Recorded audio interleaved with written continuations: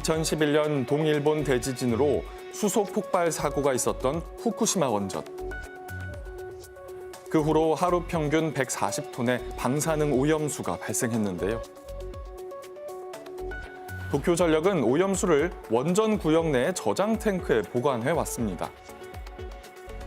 配慮を進め、福島の復興を成し遂げるためには避けて通れない課題であります。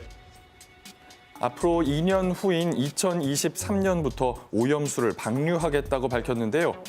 이에 우리나라 어민들도 반발하고 나선 상황. 사고가 터졌지만 아무런 정보가 없었습니다. 저희 어부인들은. 그리고 소비자도 마찬가지입니다.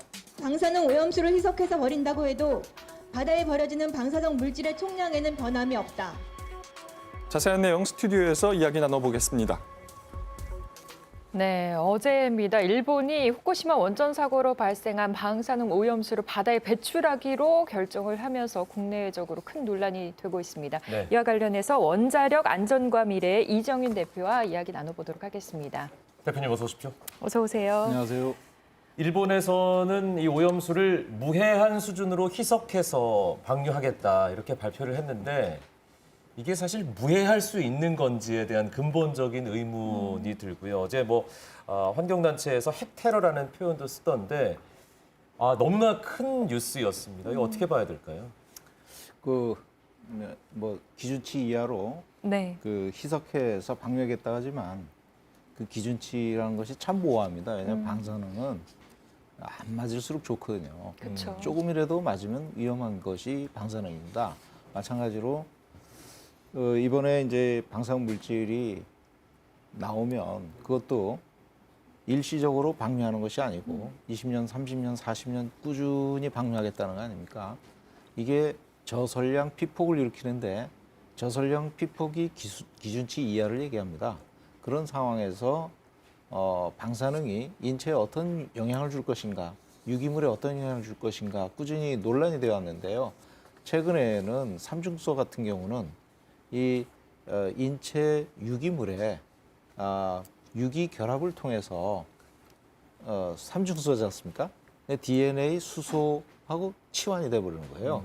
그래가지고 이것이 DNA 손상을 일으키거나 변형을 일으키면 이제 암으로 유발될 수 있는 네. 그런 가능성을 시사하는 것이 나왔고 또 세계적으로도 원전 주변이나 이런 데서 백혈병이나 갑상선암이나 이런 것들이 많이 나오기 때문에 네. 그런 것들을 뒷받침한다고 볼 수 있겠습니다. 네. 우려가 큰 상황인데 일본이 오염수를 해결하기 위해서 어찌 보면 이제 가장 쉬운 길을 택했다 이렇게 보이거든요. 일본의 대응 방법 문제가 있는 거죠.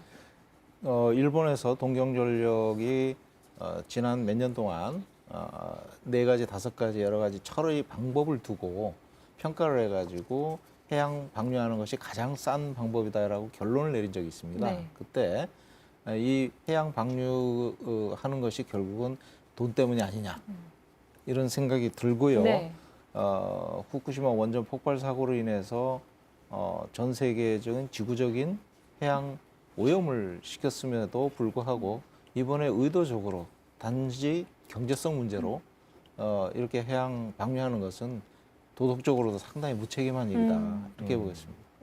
이게 바다는 공유하는 거잖아요. 그리고 가까운 나라일수록 걱정을 할 수밖에 없는 것이고 특히 우리나라가 가장 가까운 나라이기 때문에 더 큰 문제인데 보신 대로 우리나라 수산업계는 당장 현실적인 문제라고 생각을 하고 강하게 반발하고 있습니다.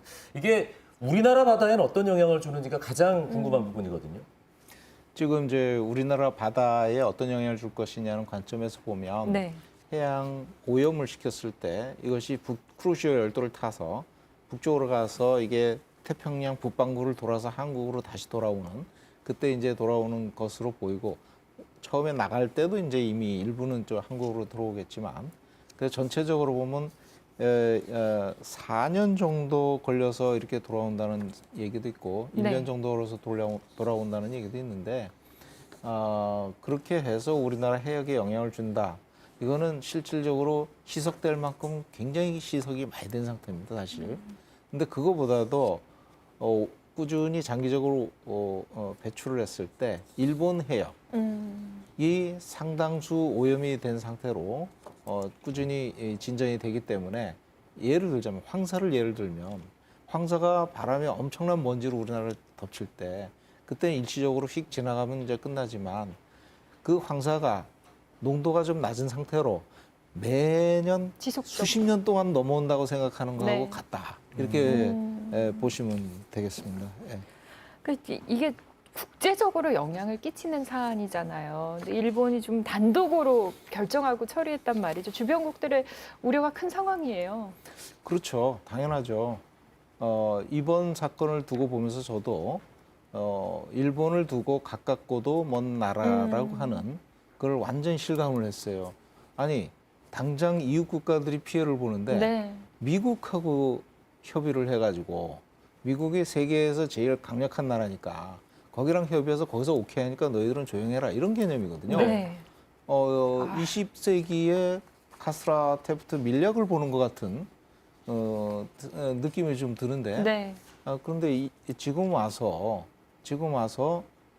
그것을 강요한다고 될 일도 아니고 미국하고 협의해서 미국이 지지를 하는 그런 얘기를 했지만은 그렇다고 해서 막상 피해를 보는 당사자들은 이거는 연대를 해서라도 국제적인 어떤 여론 환기를 좀 시킨다든가 하는 여러 가지 방법을 통해서 대응을 하는 그런 것이 좀 필요할 것 같습니다. 우리나라가 이 영향을 받는 입장에서 보면 우리가 사실상 네. 주도권을 쥐고 있다. 또 일본에 대해서 강력하게 요구할 건 요구해야 될 상황입니다.